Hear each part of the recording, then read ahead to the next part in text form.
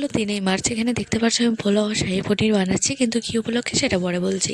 তো এদিকে আমাদের একটা বিয়ে বাড়ির ইনভাইট ছিল বলে আমি এখানে লেন্স লাগিয়েছিলাম, কিন্তু সহ্য করতে পারিনি, লাস্টে খুলেই দিই। তো বিয়ে বাড়ি ঢুকতে ঢুকতে দেখি বরেরও এন্ট্রি হয়ে গেল। তো একসাথেই ঢুকে আগে আমরা বউয়ের সাথে দেখা করি। আর এটা আমাদের একদম মানে চিনাশোনার মধ্যে একদম বিয়ে ছিল পাড়ার মধ্যে, সেই জন্যই একটু অসুবিধা ছিল, তাও আসতে হয়েছে। অসুবিধার কারণ হলো পরে বলছি। আর পলা সরকারকে কে কে ছিল একটা কমেন্ট করো। তো এদিকে বিয়ে শুরু হয়ে গেছে, আমরা একটু বসে বিয়ে দেখে নিই। তারপরে শুরু হয়েছে আমাদের গ্রুপ মিলে পাগলা ডান্স। যেখানে যাই না কেন আগে ডান্স হবে, খাওয়া দাওয়া পরে থাকুক।